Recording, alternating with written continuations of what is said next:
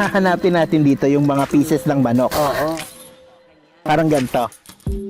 Marami sa atin nakakaalam na may mga kababayan tayong nagpapagpag. Iba yung pakiramdam na kahit sa isang araw ay lumakad ka sa yapak nila. Wow, hindi lang pagpag. Kain tayo. Takam na takam ka pagdating sa pagkain, hindi ka man lang binigyan pinapikit.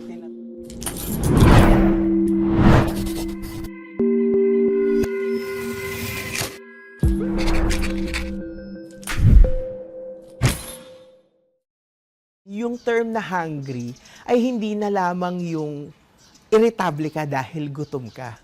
Ito yung nagpupuyos yung damdamin. There's that fire and anger in you, knowing that your fellow Filipinos are hungry and are resorting to garbage.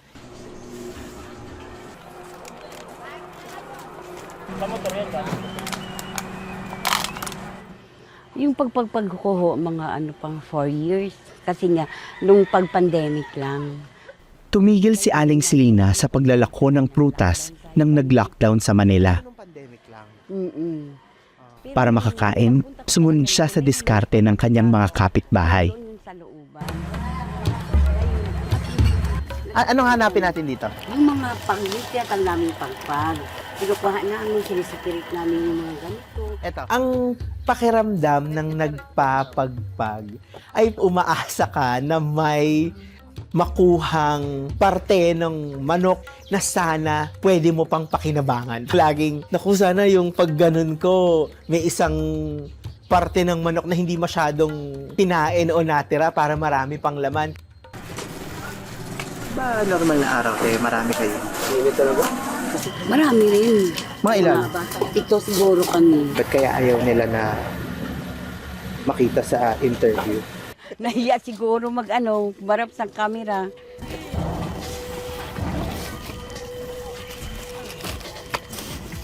Ang pagpag ay may dalang toxins na hindi namamatay sa init ng pagluluto.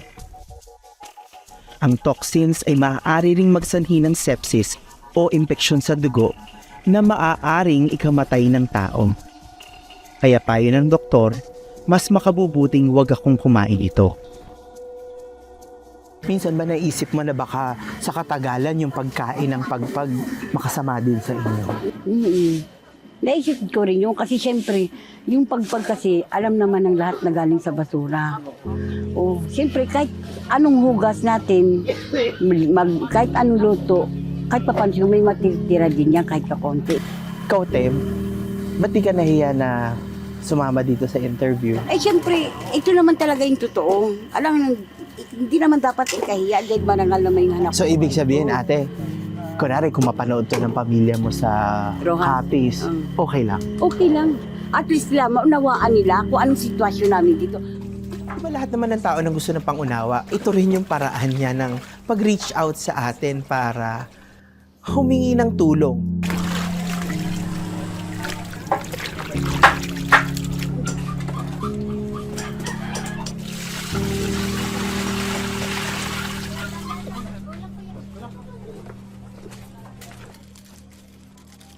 ₱300 kada araw ang kinikita ni Aling Selena sa paglalako ng pagpag. Di pa aabot sa minimum wage sa Maynila. Kaya, paano ba natin matutulungan si Aling Selena?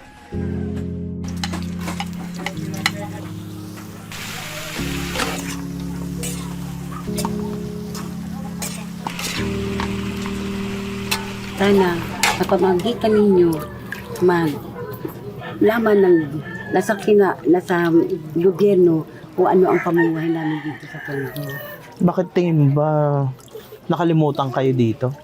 Yung parang di na kayo pinapansin ng mga nasa pamahalaan. Ba't mo nasabi yun, te? Kasi yung mga nung bagong eleksyon, ang inasa namin na pinangapas namin na 20 pesos na bigas, pero hindi rin nangyayari. Dati kasi may 35 pa. Ngayon 60 na ang bigas ngayon. Paano naman kami? Di namin kakayanin bumili yan. Ang pakiramdam ko doon sa ginamit sa politika yung pagkain at yung food security, ano yun appalling. O parang hindi ako makapaniwala. Yung parang yung pinaka-basic na kailangan ng tao, ginamit mo para sa political gain mo. So, nung panahon ng eleksyon, tas nalaman niya na pangako 20 pesos na bigas, gaano kayo ka-excited? Ibig sabihin, yung tipong sa mga umpukan ba, Ay, oo. pinag-uusapan na parang, Oo. uy, balita ko. Siyempre, sabi ko, uy, mga mari. Ayaw Marites, Oo. Alam niyo ba, pag nanalo yung manok natin, 20 pesos yung bigas. Diyos ko, yan sana, Lord. So, talagang, Matupad yun. tas talagang ano kayo na, parang, siyempre, baka wow, dito, gan. Talagang excited kaming lahat sa 20 pesos na yun. Kasi nga hanap buhay namin ganito, magpapagpag, magkano ang kinikita. Kaya mahalaga sa amin yung piso. Hindi lang si Aling Selena ang nakakaramdam ng gutom na nilinlang pa. Ikaw ate, personal, bakit ka naniwala? Maganda po kasi yung mga pananalita parang kung sa pagkain, sarap na sarap ka sa pagkain. Takam na takam ka pagdating sa pagkain, hindi ka man lang binigyan pinatikim. Bali nang di na lang bumoto para wala ka nang masabi sa gobyerno. Masakit sa dibdib. Isang form ng kawalang pag-asa din talaga na yung binigay sa yung pagkakataon ng bansa mo para pumili ng leader na magpe-pave way o maggagawa ng paraan para umayos yung buhay mo. Parang pag ayaw mo nang mag-participate doon, ibig sabihin parang na-trauma ka.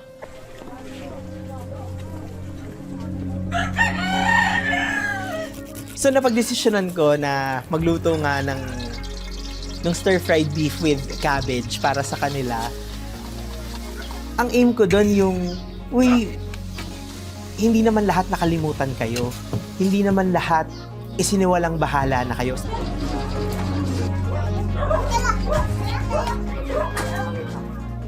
Eto na ang sorpresa kong pinangako sa inyo. Hindi lang pagpag. Kain tayo. So ano to, beef?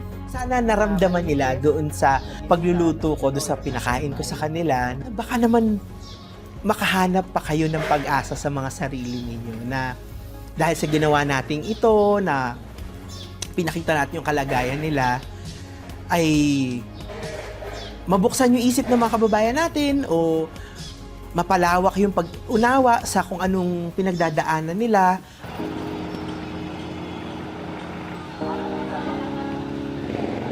Paano tayo makaiiwas sa mga pangakong tanso?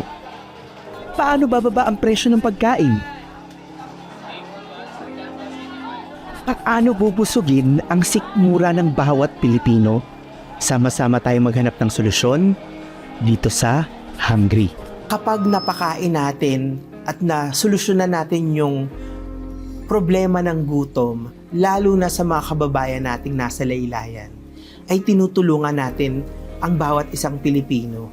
Tinutulungan natin ang ating mga sarili. Dahil nababawasan yung segment ng ating sambayanan na hindi makaabante sa buhay. Samahan niyo ako sa documentary series na to na ginagawa ko with Probe. Naharapin natin yung mga problema sa gutom, problema sa food security, sa access ng ating mga kababayan sa masustansya, malinis at may dignidad na pagkain. Selena, ano masasabi mo sa ulam natin? Yummy! Ikaw ate. Sarap, the best.